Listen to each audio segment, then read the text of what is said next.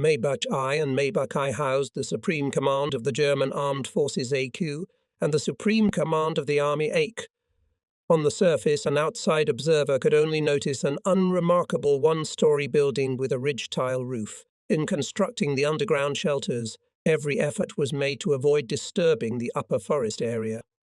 Thanks, apparently, such precautions, Allied bombers overlooked these two important command centers. In October, I reported to my new duty station at OK. The offices of the Chief of General Staff and his closest aides were in Building No. 5 of Maybach II and the Operations Directorate was in Building No. 6. Building No. 3 housed a Special Analytical Department Forces, East. The Chief of the General Staff at that time was Colonel General Guderian, and the head of the Military Intelligence and Analysis Directorate was General Reinhard Gehlen, while the Operations Directorate was headed by General Wenck. Gehlen's service was engaged in processing all information coming through military intelligence channels and other sources from the Eastern Front and necessary for military planning, determining tactical tasks and strategic goals, as well as the order of their achievement. The methods of work of the Directorate could be compared to the painstaking addition of a rather intricate and confusing mosaic. Hundreds of reports received from agents in the process of interrogating prisoners of war and defectors, from sabotage groups thrown behind the front line as a result of intercepting radio transmissions and telephone conversations, air and ground reconnaissance, studying statements of civilians and documents of killed enemy soldiers. All this created a general picture of the military situation, allowing to assess the opposing forces of the Russians, to prepare combat operations and make important decisions. Each individual report was subjected to a comprehensive, careful analysis compared with information from other diverse sources, and then with almost pedantic attention to the smallest detail was placed in its proper place in the mosaic, reflecting the real state of affairs on each particular section of the stretched front. Many years of meticulous work devoted Gehlen to the study of the Soviet armed forces. He compiled the most detailed dossiers on the combat power and personnel of various military units of the Russians, down to the divisional and in some cases to the regimental level. He knew the supply of special units with vehicles, tanks, and other equipment. In addition, he collected unique information about the military-industrial potential of Soviet Russia, the amount of material aid from the Allies, and the morale of the enemy troops. There was even a special book, which we called the Red Bible, containing the most intimate characterizations on Russian leading military and political figures and directors of major industrial enterprises. After the final categorization of all the available information, other members of the General Staff would get down to business. It was necessary to carefully examine and revise the results obtained, to determine the probable goals and objectives of the two opposing sides, then transfer these conclusions to the Operations Directorate for use as source material for operational planning. Our data regarding the exact timing of the planned Russian offensive, the concentration of enemy troops and the direction of the main strikes, of course, served as a basis for Hitler as Commander-in-Chief of the German Armed Forces' strategic decisions. After reporting for duty at the General Staff, I was told that I must report to General Reinhard Gehlen. The general immediately made a lasting impression on me. He was strikingly different from those Wehrmacht cadre servicemen with whom I usually had to deal at the front. Well-groomed, trim, with a massive forehead testifying to a high intelligence. He looked more like a professor who had accidentally put on a military uniform than an officer who had been fighting for 5 years. And his manner of speaking matched his appearance. Gehlen never said unnecessary words. His speech was always balanced and cultured, and his questions were short and clear. In conversation, he avoided vague expressions. In an argument, he avoided ambiguous arguments. My introductory conversation with Gehlen seemed to satisfy him. At the end of it, he led me into the room where the daily meetings were held. Here were spread out large staff maps, scrawled with blue lines and marked in red ink. Until then, I had never had to deal with military intelligence, and I was completely unfamiliar with its methods. And now I saw the war from a completely different angle.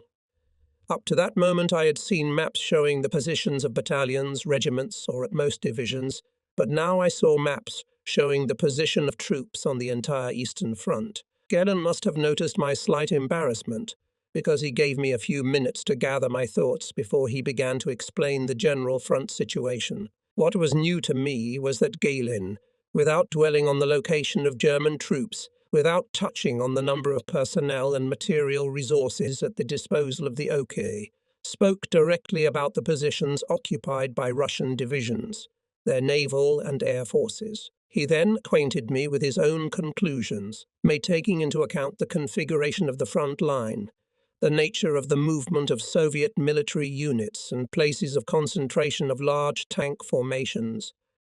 In the southern section of the front, acting against the German Army Group South, the Russians, according to Gellin, were increasing the pressure on Budapest, moving in a northwesterly direction and approaching the borders of Austria, further to the east and northeast. High in the mountains and on the northern spurs of the Carpathians, the Russians were fighting local battles with the 8th German Panzer Army, 1st German Panzer Army and 1st Hungarian Army, which occupied an advantageous position. From the rear they were covered by the steep slopes of the Carpathian mountain range.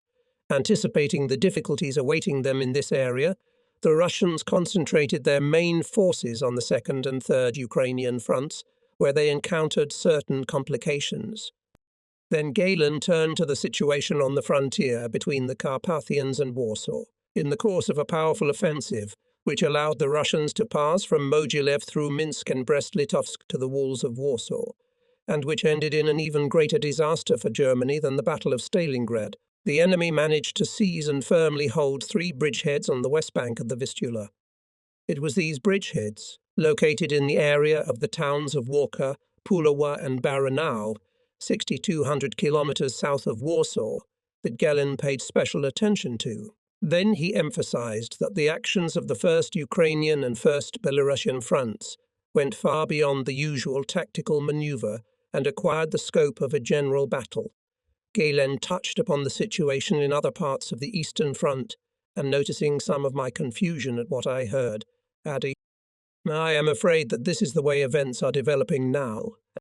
At the end of my first lesson, Lieutenant Wessel, who was in charge of staffing issues at Daeschlen, introduced me to my new colleagues and showed me the sector of the Eastern Front for which I was to be responsible. It was about the section between the Carpathians and the confluence of the Nereu River into the Vistula, where the Russians had captured 3 bridgeheads near the towns of Walka, Puli and Baranau. In this strip of the enemy's offensive, the defence was held by Army Group Centre, consisting of the 9th and 17th General Army and 4th Tank Army. What I saw and heard that day at the main command post of the ground forces kept me awake until almost dawn. For all the years at the front, I never lost my presence of mind. I always knew how to act and what to do in the most seemingly hopeless situation, because in a fierce battle all my attention, all my energy was always focused on one thing: how to defeat the enemy and not to die myself. I was no longer a direct and active participant in the events, but only a passive observer, and it was very, very difficult to get used to this new situation for me. Not without reason I had to go through an attack of the deepest, but, fortunately, short-term depression. For the next few days, until I was officially confirmed in my position, I attended internal meetings, listened to reports on the situation at the fronts and familiarized myself with my new duties.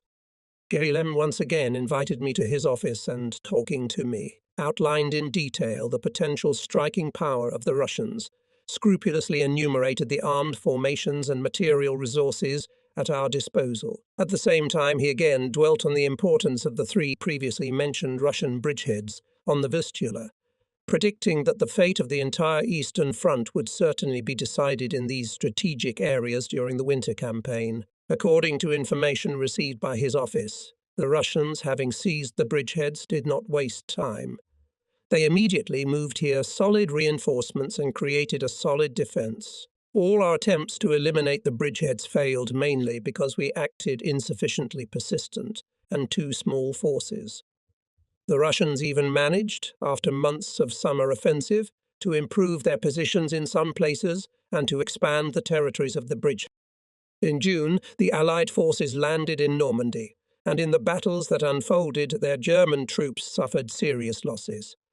This forced the Wehrmacht High Command to transfer to the newly opened theatre of operations additional military units, especially elite tanked divisions. Stalin's constant demands for the opening of a second front forced the German command to keep in France significant forces, which were just not enough to throw the Russians behind the Vistula and create on this river insurmountable barrier wall. Impressive and temperamental description of the situation on the Eastern Front by Guillain reflected the depth of internal conflict, perhaps even tragedy, experienced by him, the head of the military intelligence and analytical department. Day after day he devoted all his energy to intelligence work against the Russians, although he was well aware of Hitler's dismissive and distrustful attitude to his information and his unwillingness to listen to the conclusions and recommendations of his department. Guillain did not belong to the loyal supporters of Hitler, rather the opposite, but as a soldier he did his duty and, sparing no effort or time, organized intelligence activities against the Russians. The daily work of departments of the General Staff was regulated by the order of meetings in Hitler's headquarters, where representatives of all three branches of the troops reported to the Führer about the situation in the area of their attention. For the ground troops usually reported General Guderian. Preparing for the speech at Hitler, he held with the relevant members of the General Staff his own meeting, which received the latest information about the latest developments on the fronts. Peter allowed him not only to effectively manage his subordinate departments, but also to competently make well-reasoned suggestions to Hitler. That morning, which will be discussed, the meeting with the Führer was scheduled for 11 o'clock, and therefore we gathered at Guillain's place at 10 o'clock. In order to be in time with our calculations, we came to work at 7 o'clock sharp. It was necessary to review the reports of the headquarters of Army Group Center about the actions of the opposing sides during the past night, to put on maps the latest information about the location and movement of the Red Army units and other important details. In addition, it was necessary to consult with some departments of the Air Force and to obtain the necessary information from other military and civilian organizations and institutions. At the front, intelligence information was extracted in various ways. Sent to the rear of the enemy small groups of specially trained fighters, organized reconnaissance by combat, even listened to the characteristic noises in the enemy's line of action, trying to determine their origin. In addition, prisoners of war and defectors were thoroughly interrogated. Conversations with civilians were held, radio transmissions and telephone conversations of the enemy were monitored, either directly or by parallel inclusion. Special planes dropped agents from the Brandon Division or special training centers into the enemy's rear to carry out special tasks, but they had to return on foot across the front line. Various channels also received information about the transportation of manpower and equipment by rail, and about the output of military products by industrial enterprises. The front aviation supplied us with aerial photographs of the Russian front line of defense and the territory immediately adjacent to it. These photographs recorded the routes of movement and places of concentration of any military units, bridges and roads existing and under construction, airfields, stationary and field artillery positions, and many other useful things. All these disparate parts of a complex and colourful puzzle we had to put together, inserting piece by piece to get a coherent and clear picture of the real situation at the moment. On the basis of the information obtained in this way, the Guillain Directorate always managed to learn in advance and warn the leading organs of the Wehrmacht and the state about the preparation of a small magnitude major operation of the Russians.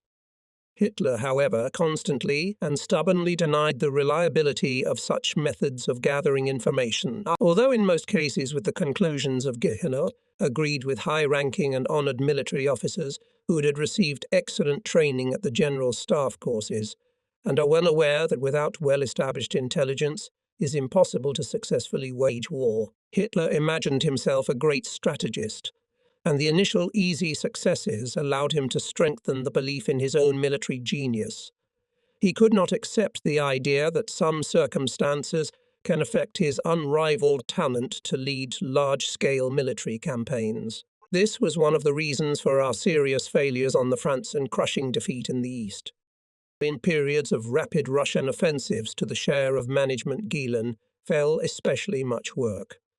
In addition to the morning meeting, there was also an evening meeting, and we were always ready at any moment to provide the required information. This meant that we had to work until late in the evening. But even after that, there was always something urgent to be done, so it was not uncommon for me to be at my desk in the early morning. I was completely dependent on the telephone, and if during a major offensive the telephone line was overloaded, blocked, or destroyed, the situation became critical, especially during the day. Front units were usually in constant motion and often did not have time to prepare and forward regular reports, and I had to find other, alternative sources of information willy-nilly. There was less difficulty at night. As a rule, we did not rely much on dry reports with only bare figures and facts that for some reason did not inspire confidence. In such cases, we usually endeavored to verify the information by personal conversations, by telephone, and having obtained a fuller picture of what was happening at the front, to be better prepared for the morning meeting with the Führer. In October, November, and December 1944, the three named Vistula bridgeheads appeared most frequently in my work plans. The flow of written reports from these areas increased daily, while Hitler was forming two new armies, staffed with the best officers and supported by the most capable tank divisions. In the hope that this would help to radically change the situation in our favor, the Russians concentrated on the Eastern Front unprecedented in size and power strike forces. By the beginning of November, we already had a fairly accurate idea of the human and logistical resources of the Russians, of the places of their predominant concentration, of tactical plans and strategic designs. Observations of the movement of Soviet military units in the area of the Baranov bridgehead and on the adjacent territory of the eastern bank of the Vistula River convinced us that it was from here that Marshal Konev, commander of the First Ukrainian Front, intended to invade the Upper Silesian industrial basin. At the Vistula bridgeheads near Walker and Pula, Marshal Zhukov gathered the most combat-ready units of the First Belarusian Front, which justly earned a glorious reputation, clearly aiming at Berlin, the capital of the Third Reich. These two fronts, occupying a defensive frontier of 200 kilometers from Warsaw to the main bend of the Vistula, opposed Army Group Center, thoroughly shattered during the summer offensive of the Russians, although strengthened by the 4th and 9th Panzer Divisions. Reports from the areas of these three bridgeheads in the first half of November 1944 convinced us that the Russian preparations for the offensive were far from complete and that they continued to replenish personnel, accumulate and renew equipment, and bring ammunition. In the reports of German commanders constantly mentioned the numbers and locations of completely new infantry formations, tank divisions, artillery units and air squadrons of the enemy. We received quite reliable information about their movements from deserters, whose numbers were unusually large, and from civilians who had made their way from Russian-occupied territories to the German side. The incoming information indicated such an unprecedented, unbelievable concentration of Russian military power that it was decided to use all available channels and means that could confirm the truth of such reports or reasonably refute them. The intensive reconnaissance measures carried out during 2 weeks did not give us the slightest reason to doubt the plausibility of the previously received information. On the contrary, we received more and more material every day to convince us of the correctness of our initial conclusions. As for me, I could no longer cope with the increased flow of information during the daytime hours and therefore had to work most of the night. Almost always at midnight, Galen appeared in our office with a pot of coffee, helping us with our current assignment with good advice and deeds. Sometimes he personally called to the phone familiar, to him commanders of units opposing the zones of concentration of Soviet troops. Seeing Galen's sincere benevolence, his constant desire to help in moments of extreme tension, I was imbued with a feeling of deep sympathy for this man. In late November or early December, Gehlen, talking to me at night, said that, according to air reconnaissance and reports of trusted agents, the Russians have pulled up east of the Vistula significant forces and prepared to transfer them to the known to the reader already Vistula bridgeheads. For the first time was named the expected date of the Russian offensives.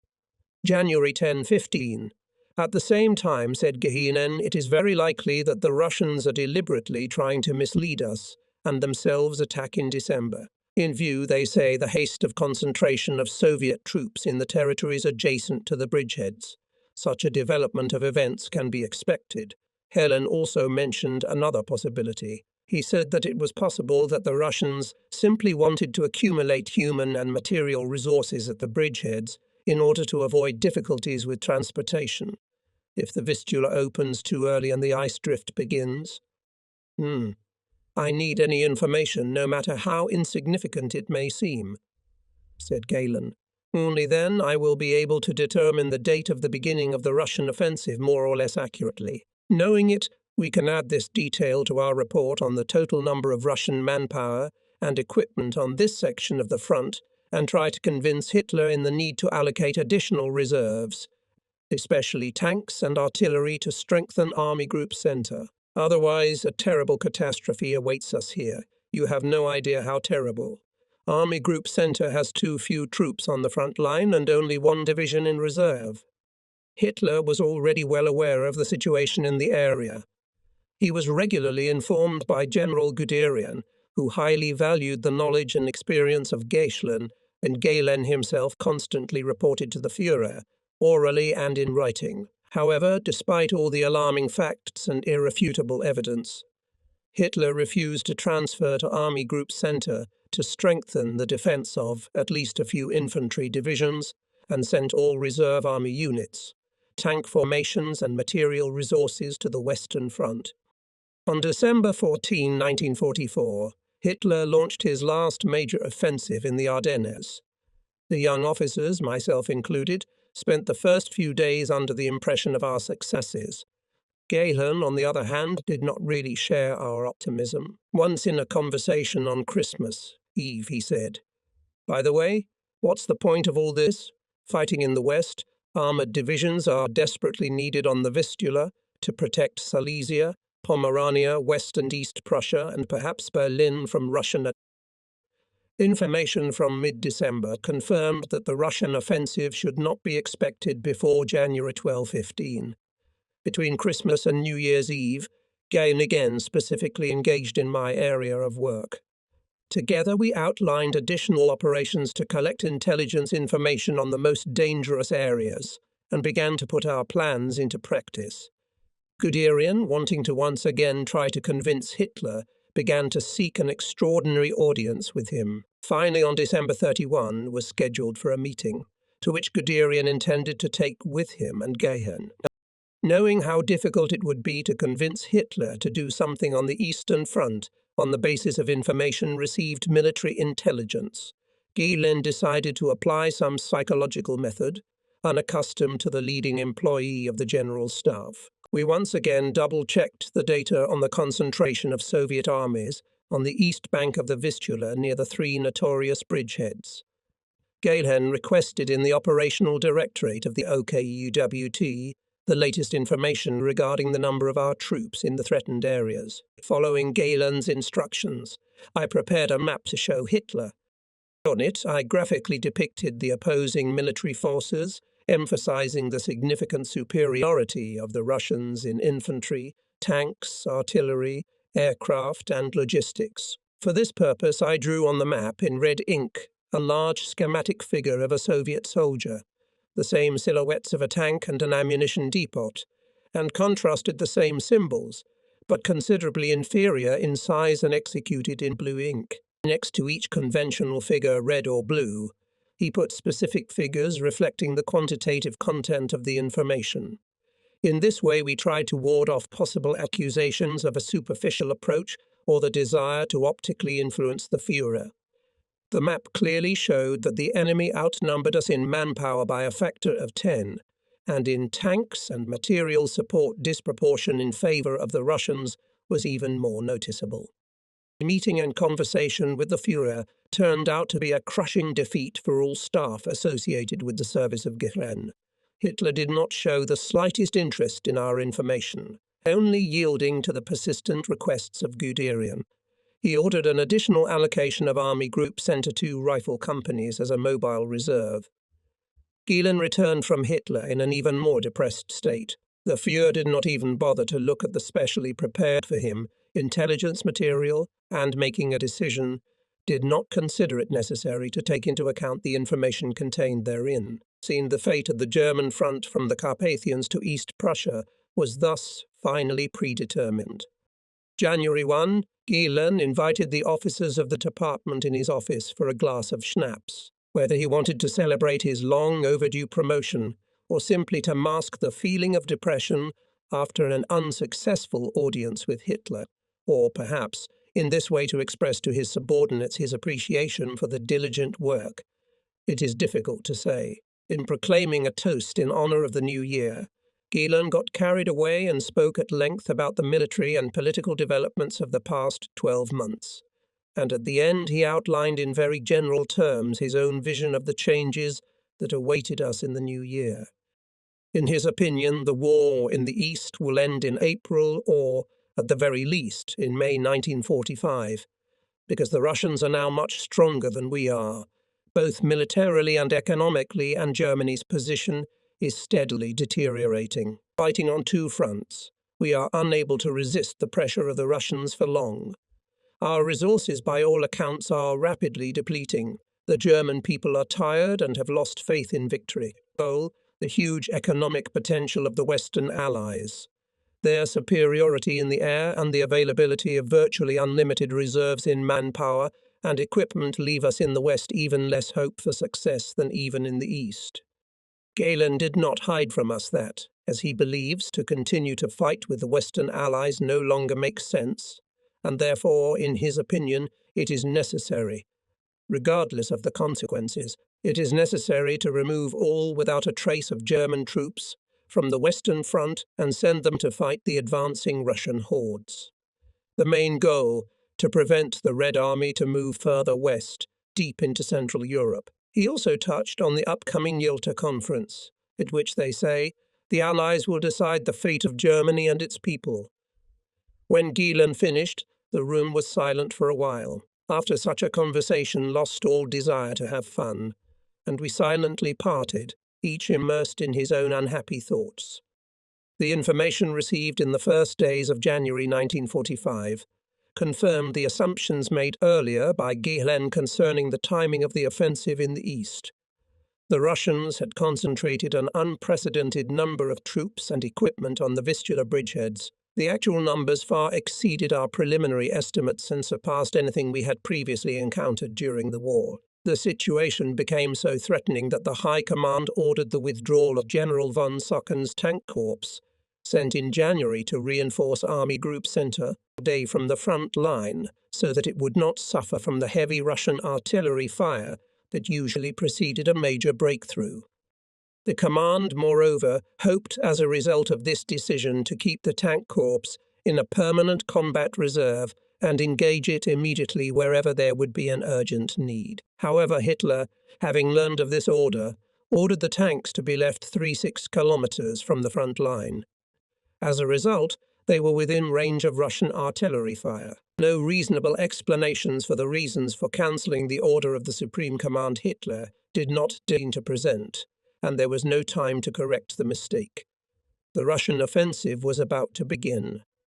On January 12, Marshal Konev's troops rushed deep into Germany from the Baranuva-Sandomir bridgehead. On January 13, troops led by Marshal Zhukov went on the offensive from the Pulaski and Woki bridgeheads. General von Socken's tank corps, which was in reserve, suffered significant losses during the Russian artillery preparation, which lasted for hours, clearing the way for the infantry to attack. The Soviets, advancing westward, swept away everything in their path. Like raging torrents of water breaking through a dam, they crushed German positions along the entire front, bypassing German military units that were in the Russian rear like islands in a stormy ocean. The Russians had the only goal to break into Germany as soon as possible. In these anxious days, all employees of the Intelligence Analytical Department worked day and night, tirelessly to the point of exhaustion. Galen shared with us all the hardships, but it was too late. Military intelligence could not help the German commands. The front in the offensive strip of the Russians collapsed. Command posts were destroyed. Communication officers were captured or wandered somewhere, trying to get away from danger and make their way to their own. The situation at the front was changing so rapidly and radically that we lost all contact with the fighting German units and had not the slightest idea of the real events. Large military formations, with which we have always maintained a steady connection, constantly disappeared somewhere, as if disappeared from the face of the earth. In the end, Hitler ordered the sending of significant reinforcements by rail to the battle area. But when these troops arrived at their destination, they found that they were already in the rear of the Russians. On the 5th or 6th day of the offensive, Konevi's advanced detachments reached the Upper Silesian industrial basin, and on the 10th day they reached the Oder near the town of Glogau. In connection with my appointment as assistant to General Guderian, I left the command of Galen on January 20. As the last favour I rendered to Galen, I transported his family from Saxony to Bavaria. According to the decision of the Yalta Conference, Saxony was to be included in the zone of Soviet occupation of Germany after the war. But even after leaving the Intelligence Analytical Directorate, I met with Galen at working meetings in Guderian's office almost daily, until Hitler removed them both from their posts and abolished the service of Galen.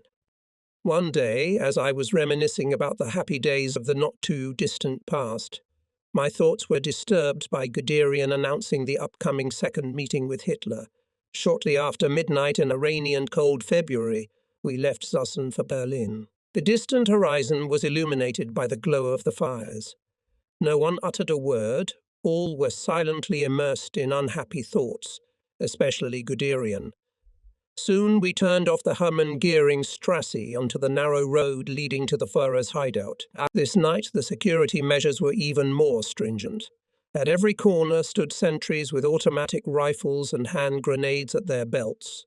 One of them escorted us from the parking lot to the entrance of the shelter and handed us over to another guard. Construction of this underground shelter began in the courtyard of the Imperial Chancellery only in 1944. When the basement directly beneath the Chancellery building was deemed unreliable and did not provide complete security for the Führer and his closest associates. The construction was carried out in great haste and was never completed. We descended what seemed like endless steps between bare and cold concrete walls. At the bottom, we were met by the same SS officer who had checked our papers at noon. We surrendered our personal weapons again and stood, trying to keep a casual and contented appearance under the stares of the trained guards. We were then allowed into the reception area, where Kaltenbrunner graciously greeted Guderian and informed us that Hitler had secluded himself with Bormann. A few minutes later, Bormann appeared in the doorway and invited Kaltenbrunner to proceed to Hitler's office. Observing Kaltenbrunner, I tried to discover the reason for my acute dislike of this man. Perhaps his appearance played a part in this. The rough features of his face indicated cruelty, and if it were not for the dueling scar indicating his student past, anyone would say that he looked more like a loader. Nearly 2 meters tall, broad-shouldered, with shovel-shaped arms. He possessed considerable physical strength, and I trembled every time he shook my hand. An Austrian by birth, Kaltenbrunner made a dizzying career out of his political fanaticism, ruthless cruelty and penchant for intrigue. At the time being described, Kaltenbrunner was head of the powerful General Directorate for Imperial Security Reich, which brought together both the criminal and political police, or Gestapo, under its umbrella. His rise to power began after the assassination attempt on Reinhard Heydrich. Between Hitler's rise to power and the outbreak of World War II, the Begriffenführer Heydrich, Reichsführer Himmler's deputy, was able to completely wrest his own chief on his influence. At the same time, it was no secret that Himmler always did what Heydrich wanted or recommended. But in the early years of the war, some people from Himmler's entourage and primarily Walter Schellenberg and Otto Ohlendorf, managed to some extent to discredit Heydrich in the eyes of Himmler to reduce his influence. However, Heydrich was able to gain the support of the Führer himself, who even appointed him imperial protector of Bohemia and Moravia, where he was killed by Czech resistance fighters in 1942. When Himmler needed to select a candidate for the vacant post of chief of the Archée, he was reluctant to nominate anyone from his own staff, fearing a repeat of Heydrich, who over time had become a dangerous rival in the struggle for power. So Himmler's choice fell on Kaltenbrunner, then head of the SS and the police of Upper and Lower Austria. At first, Kaltenbrunner showed extreme caution and tried to appear obedient to Himmler. Then, gradually, he began to weave intrigue, skillfully using for their own purposes the mutual dislike of Goebbels, Himmler and Bormann constantly fighting among themselves for the favour of Hitler. Previously, this group was adjoined and Göring, but his prestige was so undermined by serious failures in the actions of the Air Force that he was no longer able to compete with the trio on an equal footing, each of the three rivals continuously plotting to sully the other two in front of the Führer. Therefore, Bormann considered Himmler's appointment in 1944 as commander of the army group a serious threat to his position in the party hierarchy and began to openly build up his own military power. Bormann decided to counteract Himmler's growing influence by using Kaltenbrunner, whom he began to gradually and stealthily bring into the circle of Hitler's closest confidants. The realization of his plan favored the fact that Himmler had to spend a lot of time in the troops, confirming his competence as commander of a large army unit. Kaltenbrunner's authority with Hitler had already risen so high that the Führer gave orders directly to him through Himmler's head. My thoughts and memories were interrupted by the joint appearance of Hitler, Bormann and Kaltenbrunner. After briefly exchanging greetings, we all made our way to the briefing room, a small, rather empty room with grey painted walls, with a bench against one of them, a large card table and a single chair. There were few people present, and Hitler immediately asked Guderian to report on the situation in the east. Chief of General Staff decided to take advantage of a rare opportunity and once again try to convince the Führer in the feasibility of the plan to hold back the advance of the Russians. Speaking firmly and decisively, he began with the main topic, the looming threat to Berlin. He emphasized that on the fate of Berlin depends on whether Germany will stand or be defeated, insisted on the need to deflect the threat, to buy time and allow millions of Germans from the eastern territories to escape the advancing Red Army, not sparing the civilian population. After a brief pause, Hitler asked in a cold, impassive tone about the strength of the Russian advanced units advancing toward Berlin. As reported by General Gehlen, the Russian personnel outnumbered the German troops by a factor of 5. In tanks, artillery and ammunition supply, the ratio was even more unfavourable to the German side. Gehlen began to lay out the maps, but Hitler stopped him impatient hand movement. At this point, Guderian made his proposal concerning a flank attack from Pomerania, which was part of the overall plan to avert disaster. To do this, according to Guderian, should be implemented the following measures. Withdraw from Karland in Germany 2 encircled armies to gather in a fist all available in the Third Reich and in Italy military reserves and urgently transfer them to Pomerania, to send there too the 6th SS Panzer Army under the command of Joseph Dietrich, the most capable tank unit of Germany, although it weakens the German position in the west. With these 30-40 divisions and 1,500 tanks, Guderian intended to strike from Pomerania in a southerly direction and from the area of Glogau in a northeastern direction, hoping in this way to withdraw the immediate threat to Berlin and create a powerful defensive line on the line of fortifications along the old German-Polish border, which formed the basis of the so-called Tertstigalskogo rampart. It is necessary, they say, to put everything on this last and only card.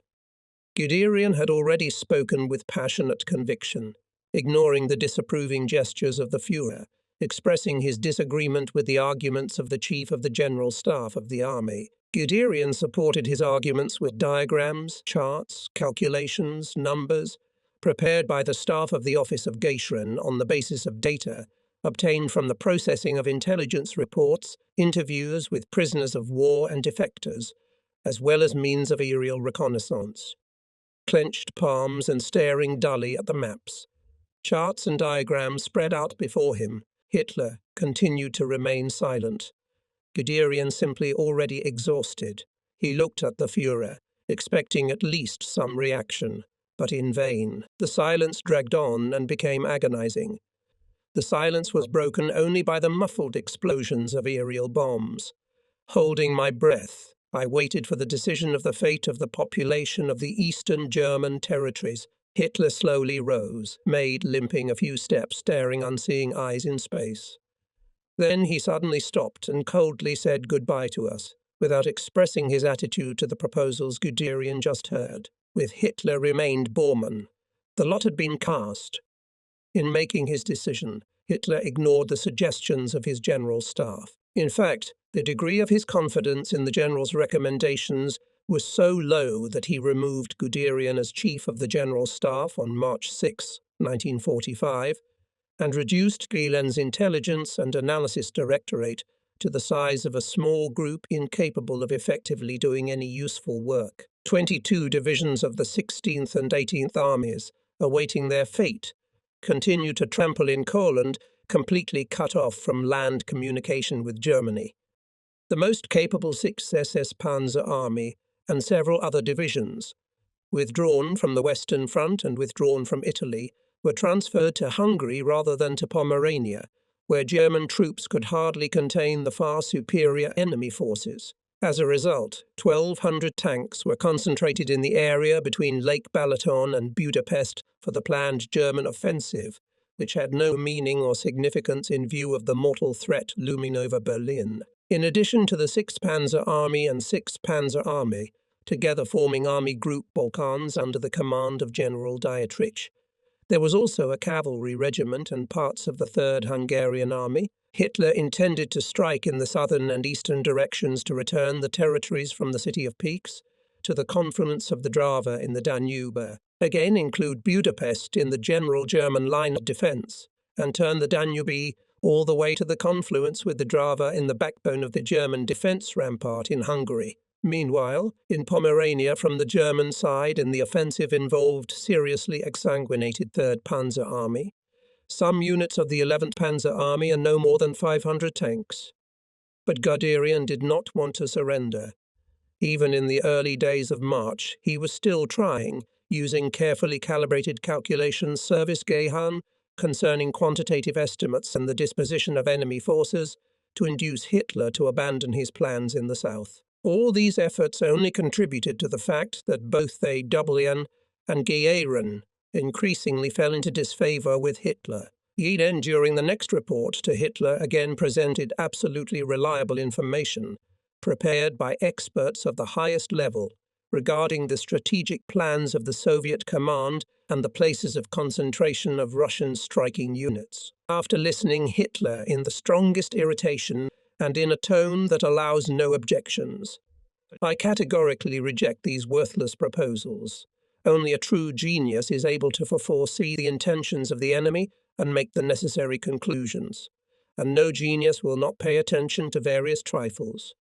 Relations deteriorated to such an extent that whenever Guderian or Gehlen mentioned any failure or unpleasant fact, Hitler accused them of one-sided and biased coverage of events, while he liked to repeat that planning military operations is guided invariably by his own intuition and inherent inspiration, free from outside influence. And yet there were many examples when intuition failed Hitler, did not help him to maintain a dominant position and insist on their own.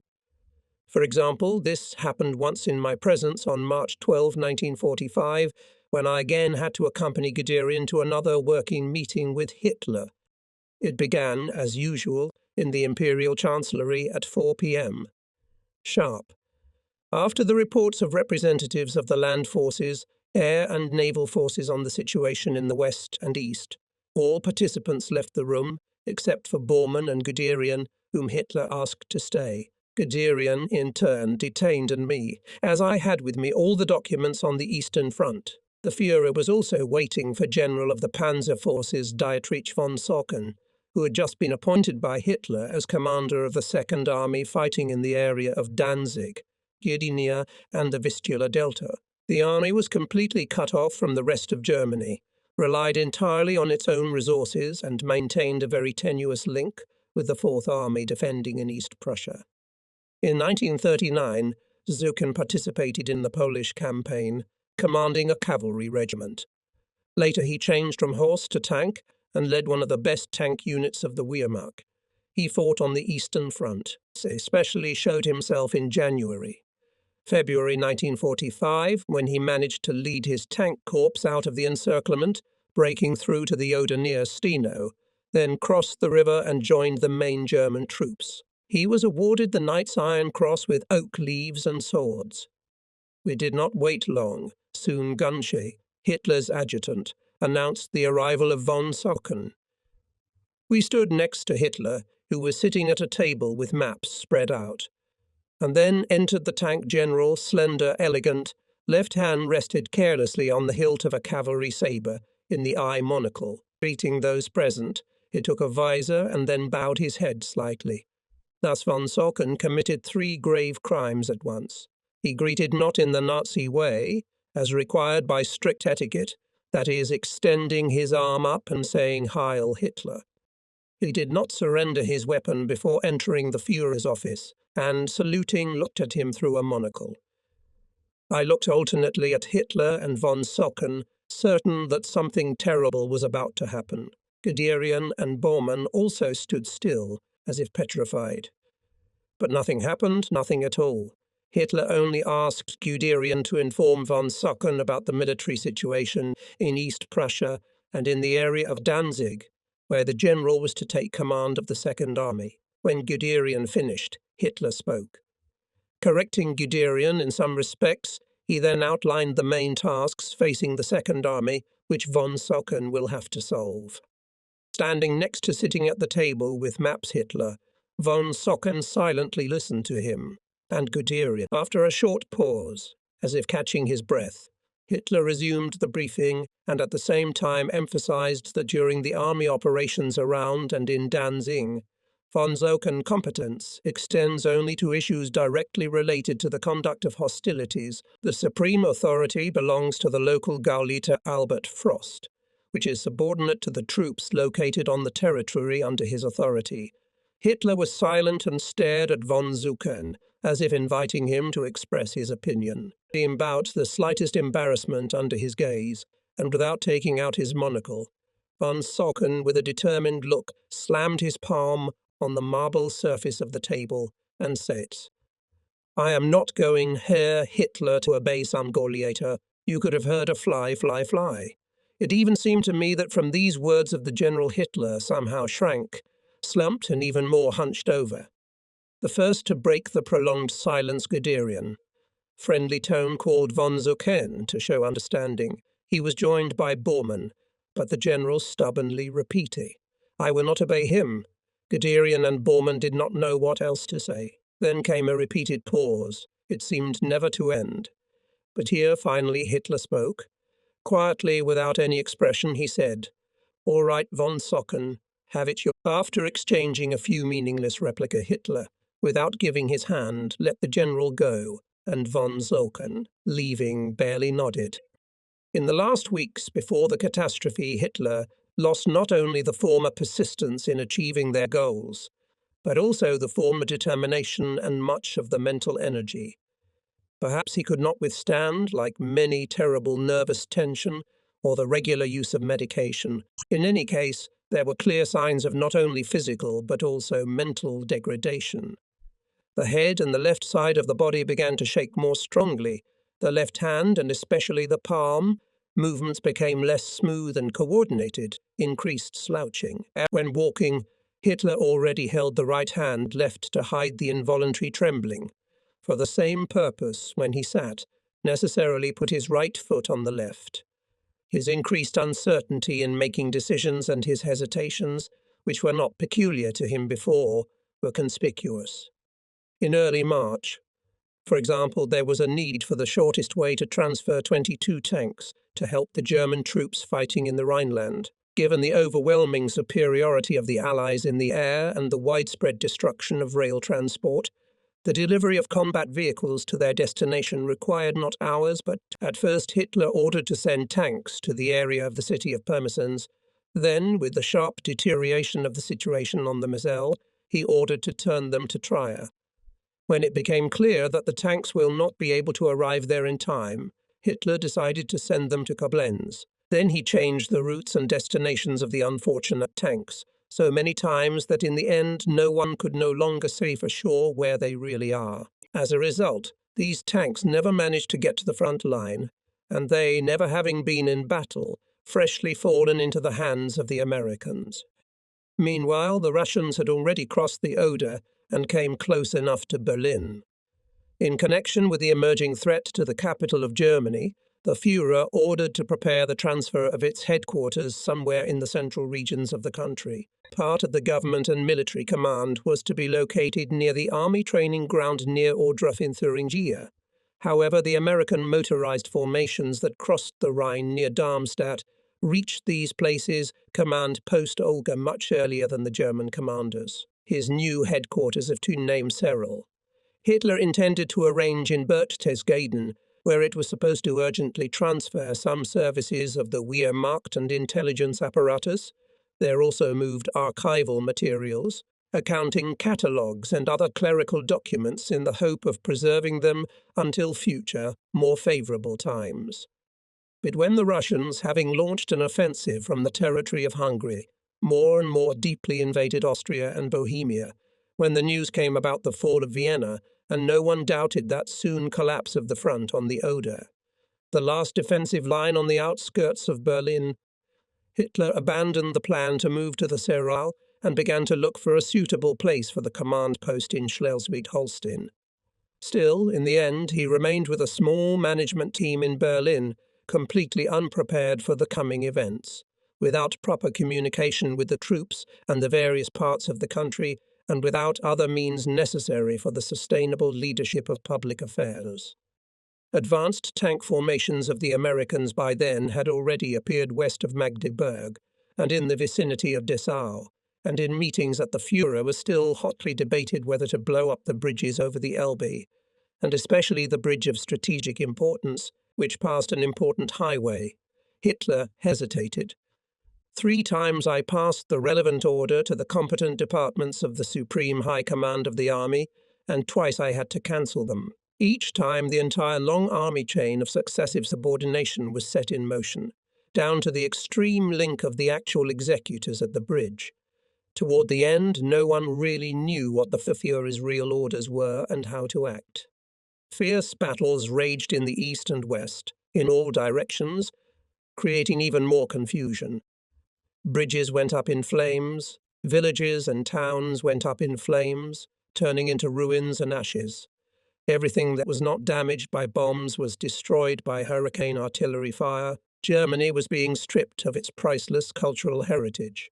But the thought of ending the senseless resistance, apparently, did not even arise in the mind of Adolf Hitler. We can illustrate the above with a vivid example.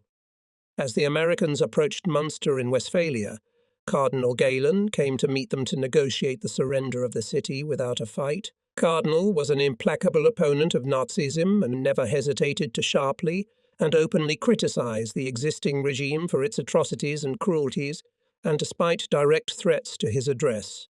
He only wanted to avoid wasting human lives and save the few cultural monuments from destruction. The announcement of the surrender of Münster was contained in the report, handed to Hitler in the reception room of the Imperial Chancellery, as he greeted the audience. At that time I stood a few steps away from him and saw his face contorted by a grimace of frenzied rage. As soon as this pig flames into my hands, I will immediately order him to be strung up. The internal strife within the circle of Hitler's closest associates was still going on. In the midst of the battle on the borders of East Prussia, General Guderian issued an order concerning the training and use of newly created self-defense units to Volkssturm. Bormann saw this as interfering with his competence.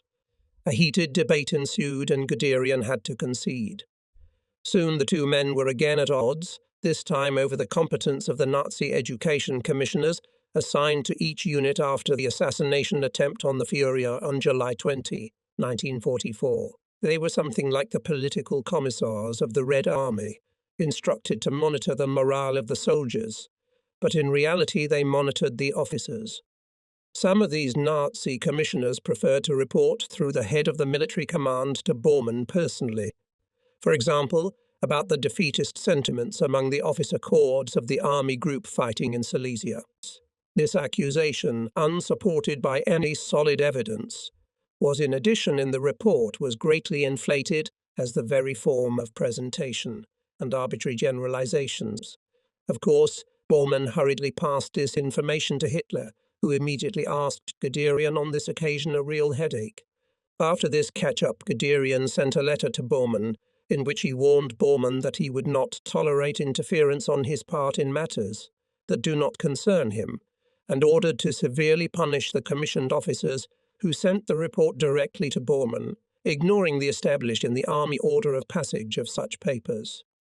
The fact is that this contingent of officers was directly subordinate to the army command, not to the party organs. Another scandal in which Guderian was involved, associated with SS General Fiegelin, Himmler's permanent representative in the Führer's headquarters. Fiegelin was known to be characterized by overly arrogant and rude treatment of senior meritorious Wehrmacht officers and statesmen. Although he was only 37 years old, he did not hesitate to unceremoniously interrupt any speaker, regardless of age and position, with his sometimes ridiculous remarks. Once in March 1945, at one of the regular meetings, Guderian described the situation in Pomerania. Suddenly Fiegelin interrupted him, saying that all the facts and figures mentioned are false and presented in confirmation of the data available to him. Later it turned out that the information presented by Fiegelin was absolutely untrue. The hero of the most striking of these personal struggles in the upper echelons of power in Germany should certainly be considered Hermann Göring, who at the end of the increasingly often made to feel that the Führer does not feel the same confidence in him. In recent weeks, Göring appeared in public in the uniform of the Air Force without orders and medals, probably believing that in the harsh conditions of warfare, it is more appropriate to dress more simply, temporarily putting aside the delicate blue franken of fine deerskin, red boots made of Russian leather, gold spurs, elaborate hat and other exquisite accessories of outerwear, in which all used to see him. Apparently he was less and less interested in purely front-line problems. In the old days, when discussing the situation at the fronts, he used to lean low over the staff maps spread out on the table, blocking the view of the meeting participants, standing behind him with his massive figure, interrupting the speakers, Guderian and Jodl. At half a word he was in the habit to support his point of view, led fat fingers on the map, although his remarks very often revealed a complete ignorance of military affairs. At one of the last meetings in the Führer's headquarters, the Right Air Marshal, showing, as usual, bad manners, surpassed himself. We, all present, standing surrounded the table with staff maps spread out on it. Only Göring sat in a chair opposite Hitler, listening to the speeches of the military. Göring, with all his appearance, showed that he was bored. He constantly yawned, and his face expressed genuine fatigue. In the end, he could not stand it. Elbows on the table lid, and jammed his massive head into the massive head in a briefcase lying in front of him, made of green Moroccan leather. It was as if Hitler did not notice him at all. It is very possible that Göring was actually asleep when Hitler quietly, in an almost soft voice, asked him to raise his elbows and allow him to change the map. At another meeting in the Imperial Chancellery, when General Christensen was reporting on the situation in the airspace, Hitler, stopping him half-heartedly, asked how many fighters of the latest design had already rolled off the factory assembly lines. Christensen tried to evade a direct answer, but from his words was already clear. Not a single airplane has not yet taken to the air. For a moment Hitler did not move and did not utter a word, but then his fists clenched convulsively. Red spots ran across his pale face, and he, turning across the table to the Reichsmarschall, shouted in fury, "There is no point in keeping your Luftwaffe going as an independent branch of the army." A furious profanity ensued. Hitler threatened to disband the Air Force, subordinate them to the leadership of the ground forces. Completely losing control of himself, Hitler, in the presence of all of us, treating the Reichsmarschall as a schoolboy, yelled that he would demote Goering in the soldiers and send to the front as a private. When Hitler calmed down a little and subsided, Goering hurried to the reception area, where he hurriedly had a few shots of cognac. And as was often the case when Hitler lost his temper, the participants of the meeting one by one tried to stealthily slip into the reception room, so that, God forbid, do not become the next object of the Führer's outburst of anger.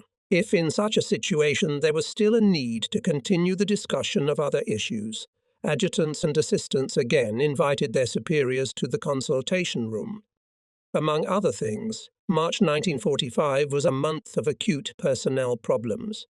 It became difficult to find enough experienced military commanders capable of continuing the war under the most difficult conditions. At one of the working meetings, Guderian reminded Hitler of Field Marshal Erich von Manstein and proposed to use him again in the active army. As is known, Manstein conducted the most successful military operations in the southern sector of the Eastern Front, commanding the 11th Army, stormed Sevastopol. At one time, at the beginning of the war, as a member of the General Staff, he participated in the development of almost all major military campaigns in the East. However, he made the inexcusable mistake, repeatedly pointing out to the Führer his blunders in the preparation and implementation of important operations, especially on the Eastern Front. When Guderian again reminded of Manstein, Hitler responded by saying, "If I had 40 well-equipped divisions, capable of delivering a crushing blow to the enemy, the role of commander of this group of troops could only von Manstein. Of all the members of the General Staff, he is perhaps the most talented. However, in the current situation, he is not suitable for me.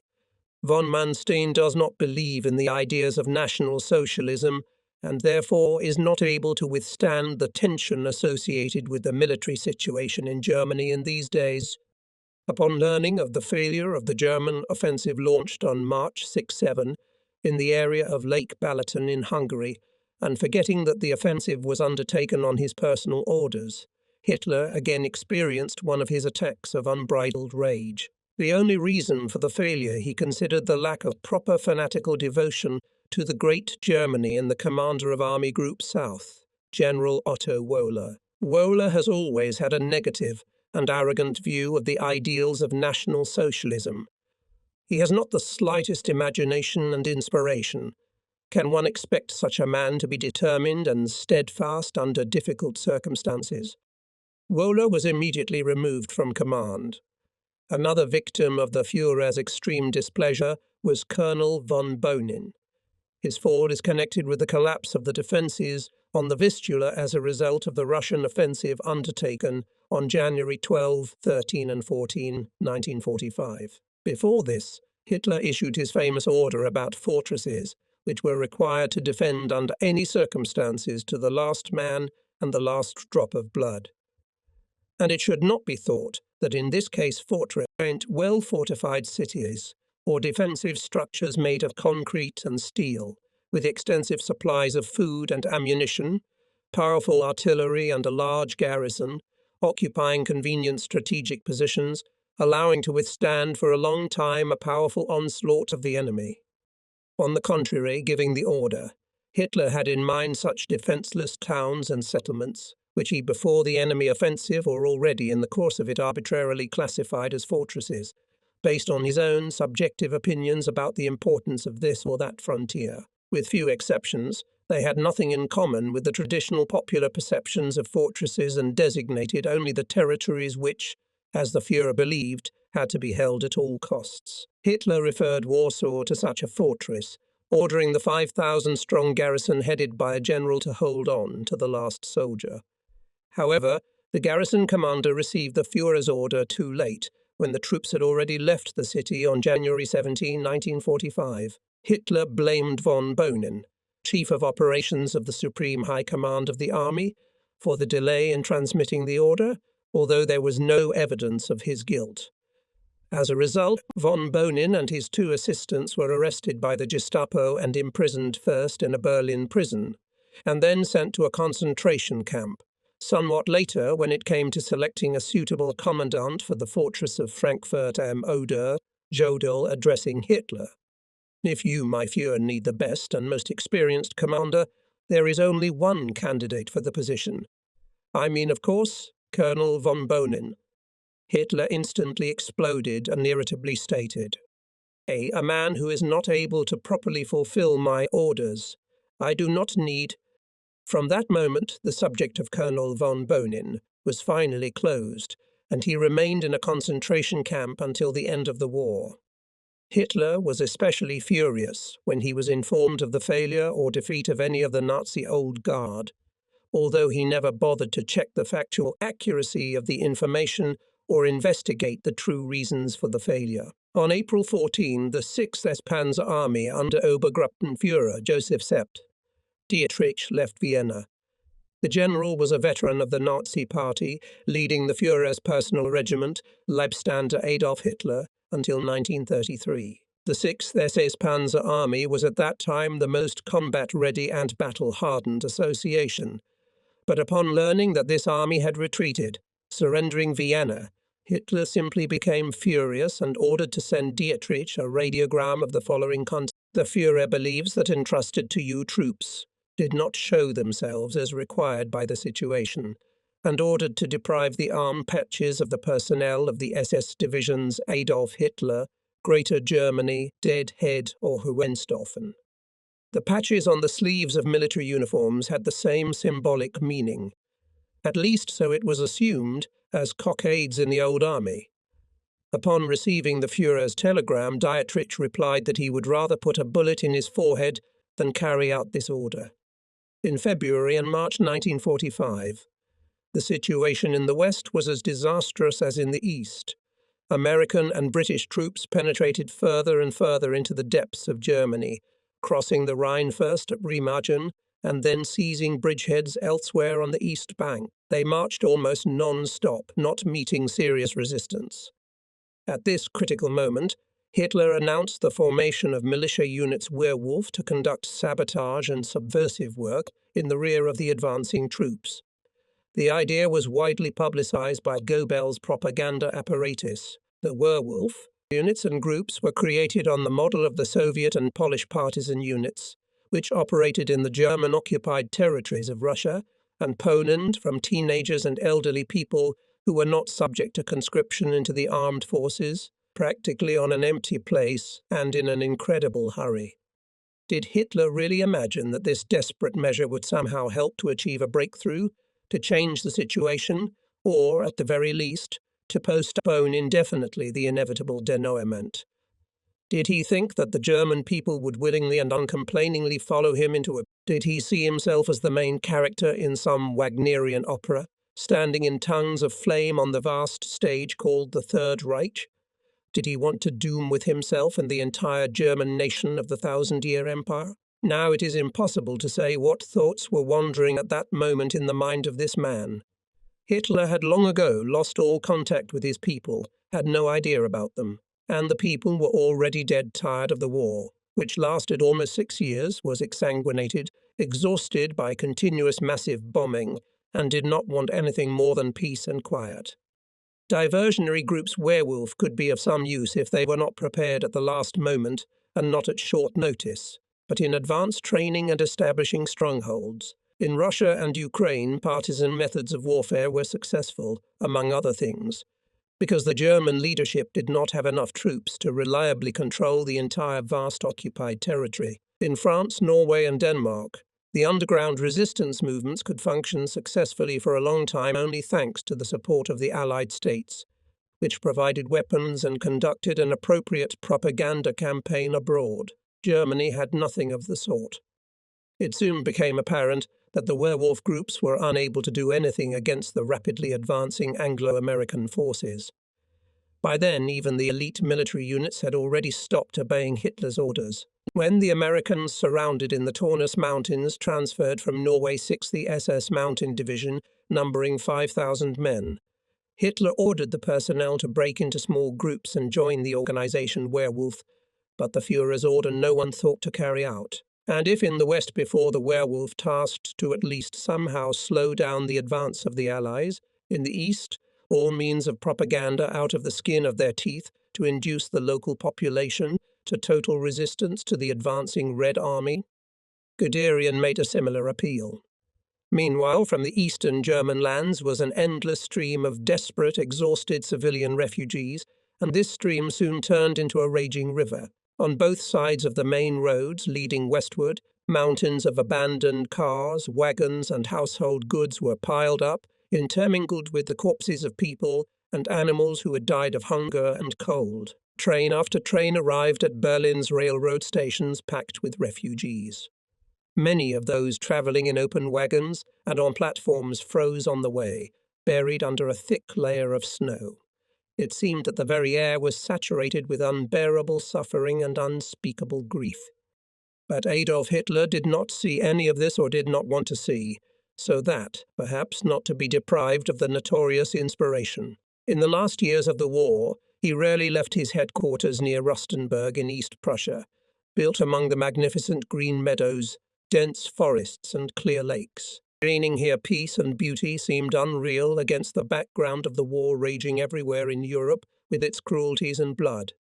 And Hitler perceived the war as a changing set of numbers, blue and red lines on staff maps. He never once expressed a desire to see any documentary showing the true scale of destruction from massive bombing, which would help him to make at least a rough idea of the realities of the war.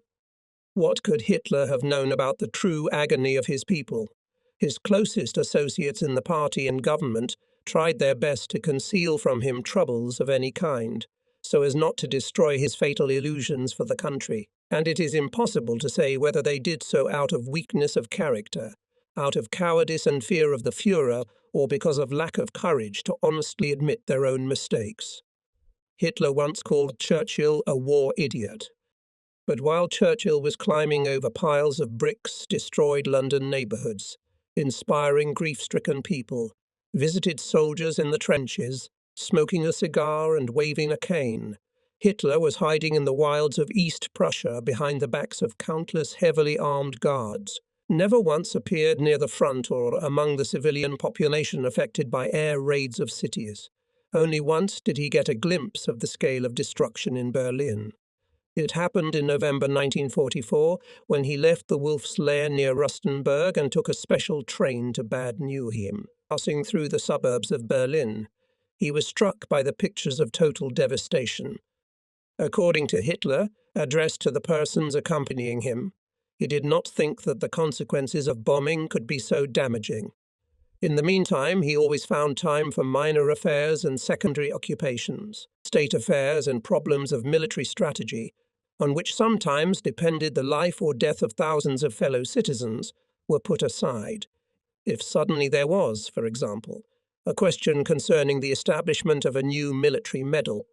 So in the last few days of March 1945, when the situation at the front seriously complicated, Hitler ordered to deliver him from the Enterprise's sketches of a new combat award. He could spend hours pondering over his fantastic projects for the reconstruction of Berlin and other German cities. Some might argue that such pastimes helped the Führer relax and unwind, and that Roosevelt was distracted by looking at his stamp collection. I don't dispute that this is true, but the idiots Churchill and Roosevelt had the good sense to leave matters of warfare to their generals. Hitler, however, considered himself both supreme ruler and commander-in-chief. At the same time, he had not yet allowed anyone to combine political activity with the leadership of military operations. Nevertheless, in early 1945, seeing the economic and military situation steadily deteriorating, Guderian considered it his duty to intervene in politics. On the evening of January 23, envoy Dr. Barrandon visited him to formally introduce himself as the new liaison official between the Imperial Foreign Ministry and the Chief of the Army General Staff. Already in his first visit, Barrandon heard from Guderian a truthful account of the reasons for the collapse of the Eastern Front, with the Russian move on January 12 in a broad offensive. A frank account of a catastrophe on a scale comparable only to the collapse of the German armed forces in October 1918. In conclusion, demanded that the Foreign Ministry not delay to begin negotiations with the belligerent Western states on an armistice. Already that same night, Barrandon conveyed the contents of his conversation with Guderian to Reich Foreign Minister Ribbentrop. But this private initiative did not find a response in the offices of the Honourable Department. The leadership of the ministry was not ready to put before Hitler the question of concluding a temporary truce between the warring parties, not to mention a complete and unconditional surrender to the Western powers. 2 days later, Guderian again appealed to this ministry, even more insistently demanding immediately, without intermediaries, and directly begin negotiations on an armistice with the Western Allies, and again to no avail. On the content of conversations between Guderian and the Ministry of Foreign Affairs, Hitler became aware of the same day from a memo from Ambassador Walter Huvel, the permanent representative of the ministry in the Führer's headquarters. At the regular working meeting held in the evening, Hitler sharply recalled his Order No. 1, issued in 1939 before the outbreak of war, strictly forbidding anyone to pass on any information relating to the scope of his official work to representatives of the other ministry. If the Chief of the General Staff informs members of the Foreign Office about the situation in the East, in order to gain their support for the idea of an armistice, he thereby commits high treason. Later, Guderian repeatedly tried to intervene in political matters, hoping to persuade the leadership of the Third Reich to accept his proposal for an immediate armistice with the West. In mid-March 1945, Guderian learned from a neutral states radio broadcast of a search for peace by a doctor in Stockholm. Again, Dr. Barrandon acted as an intermediary between Guderian and the Foreign Office. But this time, too, nothing came out of the conversation in Wilhelmstrasse, to which I accompanied the Colonel General. As Guderian and Barrandon finally realized, to seek an armistice, counting on the assistance of the Foreign Office, it made no sense. Apparently, at this stage of the war had to look for other approaches. In addition, as the war dragged on, especially in the East, the diplomats lost their influence on the Führer and no longer enjoyed his former authority. This was particularly pronounced in Hitler's political will. Guderian still did not retreat, but now he was already trying to act through Himmler and Göring. The day after the unsuccessful campaign on Wilhelmstrasse, he went to Prenzlau, the headquarters of Army Group Vistula, which was commanded by Himmler, to persuade him to submit a letter of resignation from this position. Himmler apparently responded to Guderian's request with joy, probably because, first, correctly assessed his abilities as the commander of a powerful battle group, and secondly, because this way to gain the former freedom of action. He was replaced by Colonel General Heinrichse, who had hitherto commanded the army in Slovakia.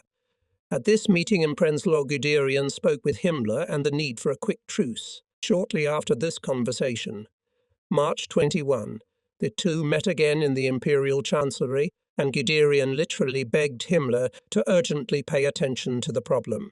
Agreeing with the arguments of the Chief of the General Staff, Himmler flatly refused to support him at the Führer, because, not without reason, feared that Hitler would order him to shoot him if he only dared to stammer about such a proposal.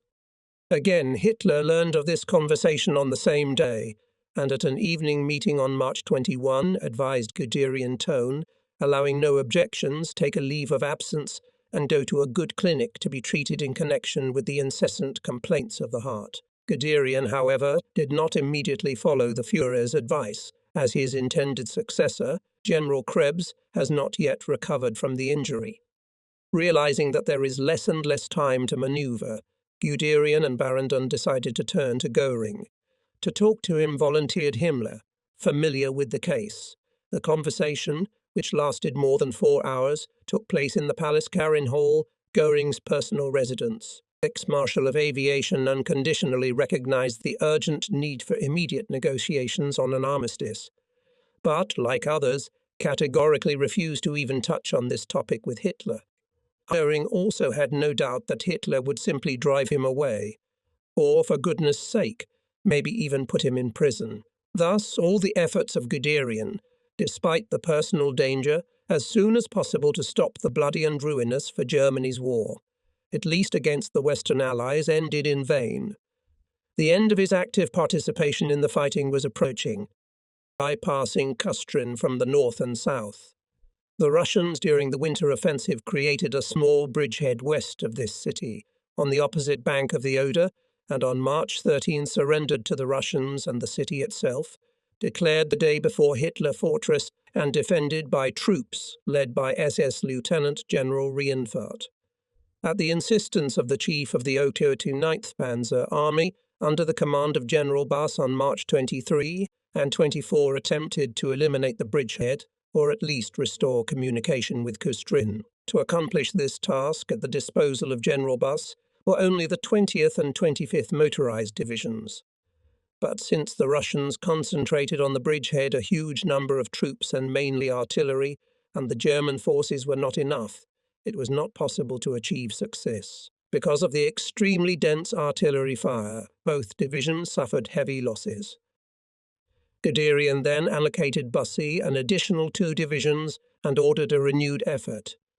On March 27, the 20th and 25th Divisions, together with 2 SS divisions Manchbit and Führersgard, again suddenly attacked the Soviet units defending the bridgehead and even advanced by 3 kilometers. Then the offensive collapsed due to heavy losses on our side. For the liquidation of the bridgehead and the liberation of Kustrin simply did not have enough forces. On the failure at Kustrin, Guderian reported at noon on March 27, the commander of Army Group Vistula, Colonel General Heinrizi. I well remember how upset was Guderian, having received this message. He very much believed that we are still able to achieve at least local success. All soldiers and officers fought excellently. But what could they do if the enemy far outnumbered us? True to his principles, Guderian, without delay, on the same day, informed Hitler of the situation with the bridgehead at the next meeting in the Imperial Chancellery. After hearing Guderian, the Führer became furious and lashed out at Bussy and his soldiers with completely unfair reproaches and undeserved profanity. His reaction indicated a complete loss of any sense of the real. Ending tumultuously expressed his displeasure. Hitler ordered Guderian to appear before him on March 28 at 14.0 with General Buss for a detailed report on the progress of the battle. On the evening of March 27, Guderian sent Hitler a letter detailing the preparation and implementation of the Kustrin operation. He presented the Führer accurate data on the balance of forces of the advancing German units and the defending Soviet troops, mentioning our colossal losses in personnel and equipment. In conclusion, Guderian in sharp terms rejected as unfair Hitler's accusations against General Buss at the afternoon meeting. March 28. Exactly at the appointed time, Guderian and Bussy arrived at the Imperial Chancellery. Coldly greeted the general as Hitler immediately invited Buss to report, but no sooner had he opened his mouth, as the Führer pounced on him with reproaches of a purely personal nature, began to scold with the last words of all participants in the battle for the bridgehead, privates and officers equally. But here a loud, sonorous voice interrupted Hitler's angry tirade. Despite the understandable excitement, Guderian word for word repeated to the Führer the same arguments that he had already given the previous day in a letter. He absolutely disagreed with Hitler's accusations concerning alleged errors in the preparation and conduct of the operation. Unable to refute the valid arguments of the Chief of General Staff, Hitler, sitting in his chair, increasingly noticeable slouching, but then suddenly jumped out of his seat with such vivacity, which no one expected from him and did not expect. His face was covered with red spots. His left arm and the whole left side of his body shook more violently than usual. It seemed that a little more and he rushed with fists at Guderian. But Guderian stood still, as, indeed, and all who were at that moment in the office of the Führer. For a few moments there was dead silence, only clearly could be heard excited, intermittent breathing of the two men. Then from Hitler's mouth came a stream of reproaches and curses, coloured with fierce hatred. At the same time, he was no longer referring to the battle for the Kustrinsky bridgehead, and personally Guderian, led by him General Staff and the officer corps of the Wehrmacht as a whole, blaming them for all the failures of recent months. And he contradicted himself in almost every word. Guderian, for his part too, began losing his composure to come to a rage. He recalled his requests for additional help with people and equipment, which was groundlessly denied, the omissions of Hitler himself in strategic planning. Guderian spoke of unnecessary and doomed to failure in the Ardennes offensive, the refusal to save the German grouping in Courland and withdraw from there surrounded 23 divisions, the unwillingness to strengthen the front in the east at the expense of a significant weakening of the Western Front, and concentrate enough troops before the breakthrough in the Lake Balaton area. He also touched on the bitter lot of the German population of the eastern German lands, abandoned, in fact, at the mercy of fate. The first to wake up from the stupor caused by this heated altercation, Major von Freytag-Loringhofen, Guderian's aide, fearing that the general would immediately be arrested. He hurried to the reception room called General Krebs, and, describing the situation created in the Imperial Chancellery and its possible unpleasant consequences, began to beg Krebs to invite Guderian to the phone, ostensibly to give him an important message from the front. Meanwhile, General Tamail and another officer present tried to separate Guderian and Hitler, and the adjutant of the latter carefully but insistently seated the Führer in his chair. Then Guderian went to the reception room to talk to Krebs, and returned to the deliberation room again fully in control of himself. Everyone pretended as if nothing extraordinary had happened. Hitler asked General Buss a few trivial questions, and the subject of the Kustrin bridgehead was closed. The meeting continued as usual, but in the room remained extremely tense and oppressive atmosphere. The speakers were brief and concise. Almost no one asked questions. Everyone wanted to leave the Imperial Chancellery as soon as possible. At the end of the meeting, Hitler asked Keitel and Guderian to linger. 2 days later, the retired Guderian, having handed over to his successor, General Krebs, left Zossen, as it turned out, forever. As soon as Hitler demanded that Guderian leave his post and army headquarters, Major von Freytag-Loringhofen filed a report requesting that he be sent immediately in any capacity to the front. But General Krebs was able to persuade him to remain in Berlin as Assistant Chief of the Army General Staff. I continued to serve, as before, as adjutant, but now with General Krebs, and I again often had to accompany him to meetings in the Imperial Chancellery. Already 2 days after Guderian's resignation, on March 30, I had the opportunity, together with General Krebs, to attend another working meeting with the Führer. Krebs' report was mainly devoted to the breakthrough not authorized by Hitler. About 1,000 soldiers and officers led by SS Lieutenant General Rienefarth and surrounded Fortress Kustrin. The Führer accepted the message almost without objection, which was quite unusual, and once again testified to the absolute unpredictability of his moods. But perhaps he still had fresh in his memory an unpleasant clash of 2 days ago, which arose during the discussion of the problems of the Kustrin bridgehead. The main speaker that day was General Heinrizi, commander of Army Group Vistula, which included the 3rd Panzer Army and the 9th Panzer Army, that is, the troops that were to defend Berlin from the expected Russian offensive. General, who first met with Hitler face-to-face, seemed restrained and calm, but appearances were deceptive, because he was prepared at all costs to achieve their own and defend their own point of view concerning the urgent measures for the defense of the capital of the Third Reich. Reporting on the situation in the band of Army Group Vistula, Heinrizi pursued the main goal: to convince Hitler to deprive Frankfurt am Oder of the status of a fortress.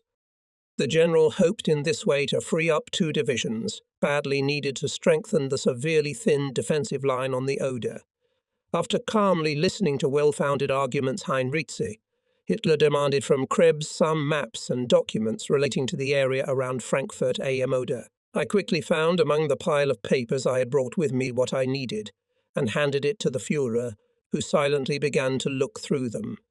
Although Hitler often used glasses, All documents intended for him were typed on a specially made typewriter with a particularly large font. Then, rather suddenly, leaning on the armrests of the chair, Hitler stood up and began to loudly and hysterically quote the most important passages from the well-known to all his own order on fortresses. He shouted that neither the general staff, nor the generals and none of the officers never understood, and did not want to understand the content and meaning of the order, either out of cowardice or because of lack of proper devotion to the ideas of National Socialism. The outburst of indignation ended as suddenly as it began, and Hitler, completely exhausted, sank into a chair. Even today I can clearly see before me the stunned face of Heinrizi, with an expression of extreme bewilderment. As if struck by lightning, he transferred his questioning gaze alternately from one participant in the meeting to another. But none of the military leaders, selected personally by Hitler and constantly in his vicinity, was not ready to side with Heinrizi against the Führer, and the general continued to stubbornly defend his point of view in proud solitude. Somewhat later, the subject of fortress came up again when discussing the candidacy for the post of commandant of Frankfurt am Oder. Hitler wanted someone in the spirit of Gneisenau, a German commander, a hero of the Napoleonic Wars. Heinrizi proposed Colonel Bieler, whom he considered sober-minded, executive officer with a deep sense of duty and a great experience in combat operations. When a few days later it became clear that Hitler, despite the urgent requests Heinrizi, does not want to see Bieler as commandant of the Frankfurt fortress, and that no one from the General Staff does not support the proposal of the commander of Army Group Vistula, Heinrizi submitted a letter of resignation. After that, Hitler, without giving reasons, changed his position and agreed to the candidacy proposed by Heinrizi. The general public knows little about some of the most influential people in Hitler's inner circle, and if about Himmler and Goebbels written quite enough, then about Reichsleiter Martin Bormann there is only very little information. It is known, for example, that among the leading members of the NSDAP he was known as the most fierce, anti-clerical and atheist. Martin Bormann was born in 1900, a front man of the First World War. After the surrender of Germany, graduated from agronomy courses and worked in a large estate in Mecklenburg. Actively participated in the work of the Nazi Party, belonged to its leadership. With Hitler's rise to power, he was appointed Chief of Staff of the Deputy Führer for the party Hesse. Realized the connection between the NSDAP and Hitler, sparing no effort to consolidate their own power. The first thing Bormann tried to eliminate the influence of Hesse on Hitler. He managed to step by step to distance them from each other, up to complete and final alienation. Undoubtedly, Bormann was an excellent psychologist and a great connoisseur of human nature. He quickly recognized Hitler's weaknesses and perfectly learned to use them to his advantage. Providing small personal services, Bormann managed to get into the confidence of Hitler, carefully picking up Hitler's ideas and thoughts.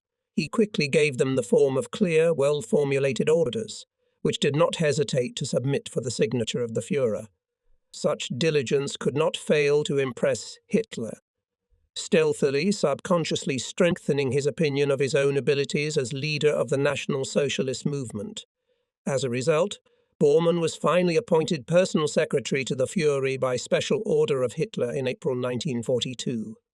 Bormann also endeavored in every possible way, showing exaggerated admiration for the Führer's wisdom, to support and strengthen Hitler's fanatical belief in his own infallibility and divine genius. After Hesse secretly left for Britain on May 10, 1941, no one could prevent Bormann from realizing his ambitious plans to become Hitler's closest advisor and confidant.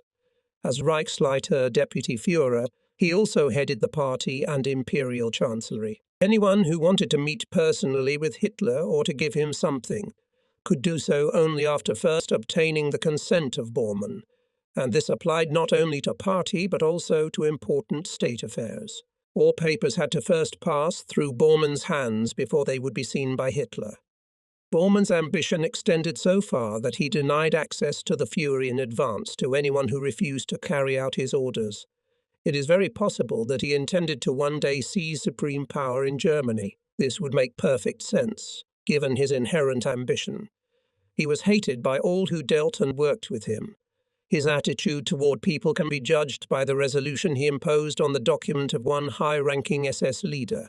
Bormann, in particular, wrote in the margin, "I do not socialize with idiots." Among Hitler's associates he had no friends, he was respected and feared. In some ways quite similar to Bormann was, and Gauleiter Erich Koch also often had access to Hitler. More massive than Bormann, but with even more rough and fierce facial features, he was not inferior to the Reichsleiter in ambition, egoism and arrogance. While in the midst of the war on a visit to Göring in his fabulous residence Karinhall, Koch boasted to his host that by the fall hunting season, which was only a few months away, he will build an even more beautiful hunting house. And so, in a tense period when the Allied Air Force turned into piles of rubble one German city after another, Koch turned his castle Buchenhof near Zichenau into a luxurious palace, spending several million marks on the rebuilding, finding German marble insufficiently beautiful. He spent expensive currency to have marble shipped from Sweden. When the German troops retreating from the east passed through Zichenau, he did not allow a hospital for wounded soldiers in his palace. Estate after estate passed into his possession.